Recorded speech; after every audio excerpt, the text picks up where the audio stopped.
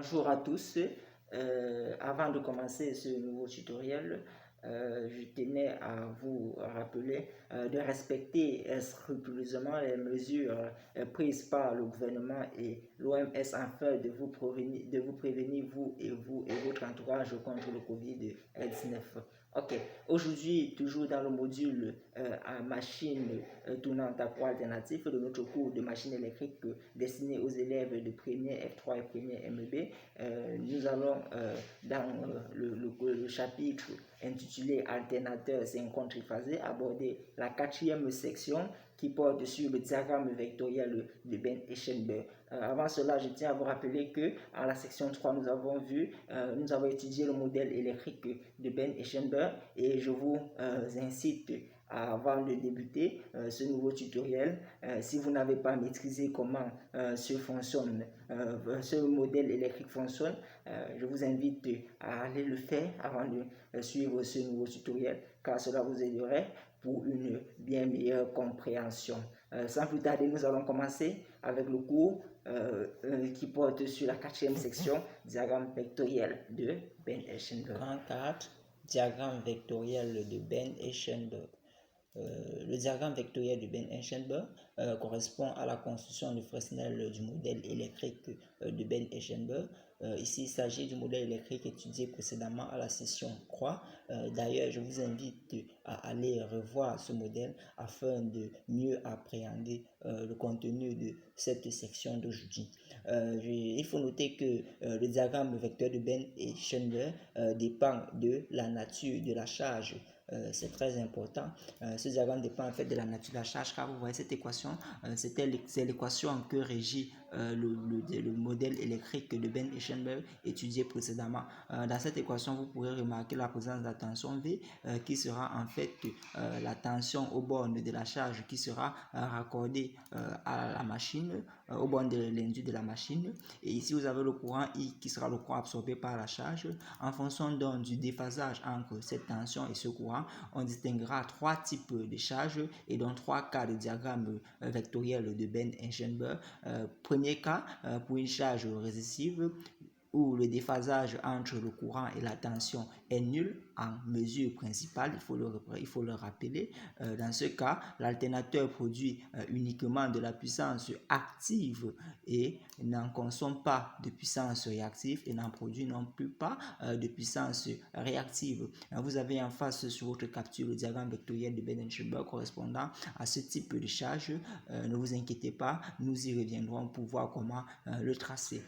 Deuxièmement, nous avons le cas d'une charge inductive où le déphasage entre la tension et le courant en mesure principale est compris entre 0 et plus 2. Pour ce type de charge, l'alternateur produit bien évidemment toujours de la puissance active, mais produit également de la puissance réactive. Et dans ce cas, la machine sera dite surexcitée. Très important, le vocabulaire. La machine est dite surexcitée. Et vous avez en face de vous le diagramme vectoriel de Ben-Eschenberg correspondant à ce type de charge. Et finalement, nous avons le cas d'une charge capacitive où la valeur du déphasage entre la tension et le courant en valeur principale est compris entre moins pi sur 2 et 0. L'alternateur dans ce cas produit toujours bien évidemment de la puissance active, mais absorbe plutôt cette fois-ci de la puissance réactive et la machine est dite sous-excitée. Vous avez sur votre capture le diagramme vectoriel de Ben-Eschenberg correspondant à ce type de charge. Une remarque, c'est que sur ces trois diagrammes, nous avons omis la chute de tension résistive, comme vous pouvez le remarquer, tout simplement parce qu'en pratique, la valeur de la réactance synchrone L-oméga est très grande devant la valeur de la résistance d'un enroulement de l'induit, afin que cette dernière soit négligée devant la réactance. C'est pour cela donc que si on néglige la valeur de la résistance de l'induit, on néglige ainsi la chute de tension résistive de l'induit. Mais il faut noter que dans la pratique, dans les exercices où on vous demandera de construire le diagramme de Ben-Eschenberg, sauf indication contraire, vous devrez toujours négliger cette chute de tension résistive. Dès à présent, nous allons apprendre à construire ces trois types de diagrammes en fonction des trois types de charges.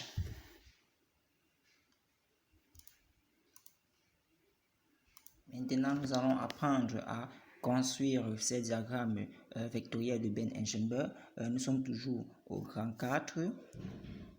Nous sommes toujours au grand 4, intitulé diagramme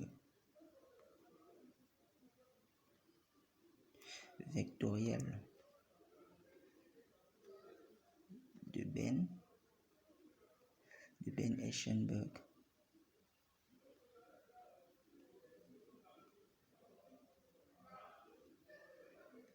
Voilà.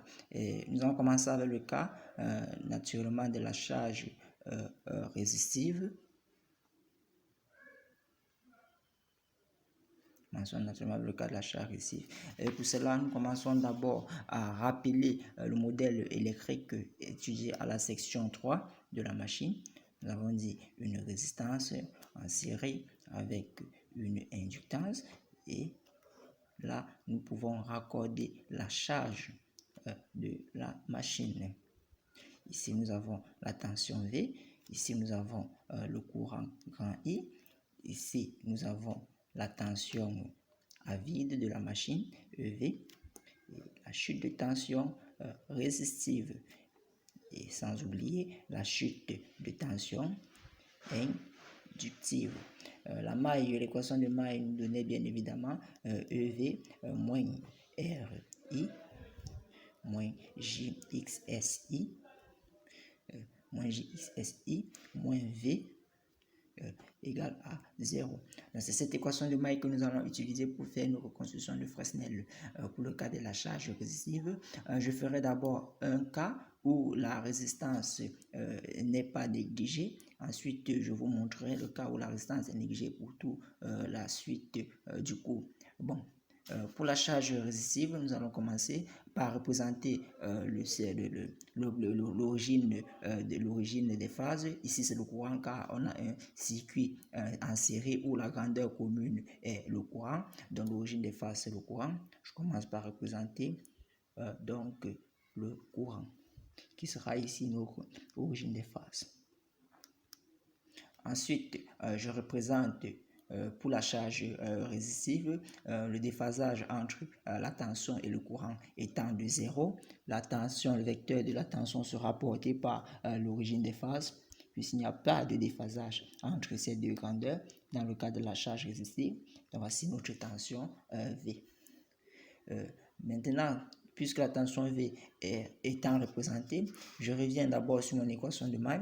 Vous remarquerez que ici, la grandeur que je recherche pour ma construction de Fresnel, c'est EV, et c'est égal à V plus JXS I plus RI. Donc ça veut dire que je vais d'abord ajouter à V la grandeur RI, la chute de tension résistive. Ici, je n'ai pas négligé cette chute de tension, je l'ai fait exprès pour vous expliquer. Ici, j'ajoute la chute de tension résistive, RI. Vous remarquerez que la chute de tension résistive est toujours en phase avec le courant car la résistance est une constante. Après la chute de tension résistive, j'ai déjà fait la somme de V et de RI. J'ajoute la grandeur XSI. Ici, il faut noter qu'il n'y a rien. J'ajoute la grandeur XSI qui est perpendiculaire à la somme précédemment tracée, car ici on a J et le reste JI, ça étant une constante, on a un complexe imaginaire plus car I est réel, donc ça fait J XS I. D'accord, et ensuite j'ai déjà représenté chacune des grandeurs pour représenter EV. EV n'est rien d'autre que la somme de toutes ces grandeurs et donc la résultante. Et là, je peux représenter ma tension EV. Ça, c'est le cas où la chute de tension résistive n'est pas négligée. Et l'angle aussi entre E et V, on va l'appeler θ comme sur le tuto.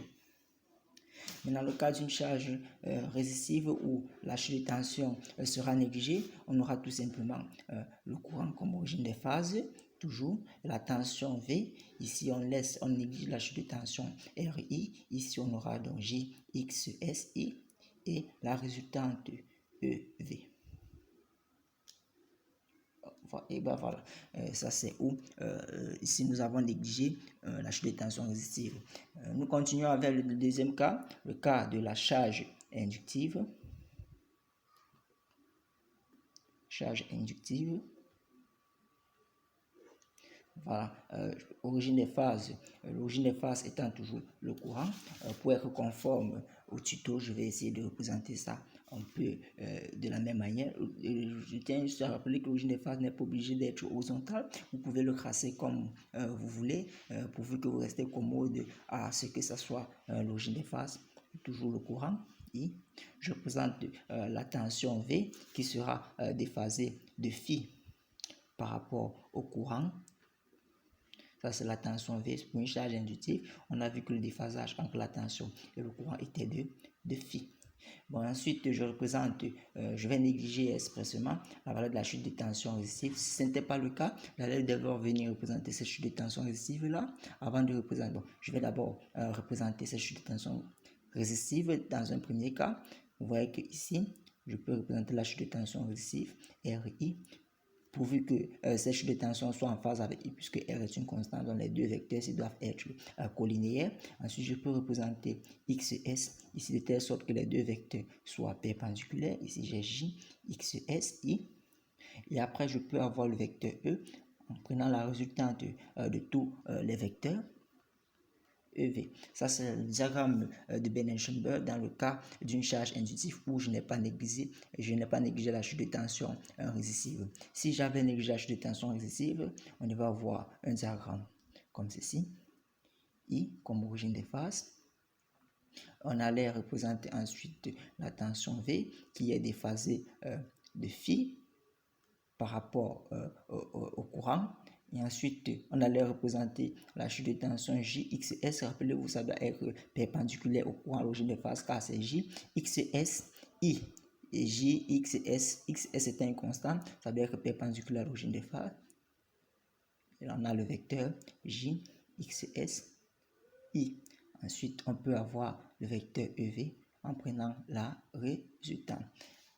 Et finalement, pour le troisième cas, de charge capacitive.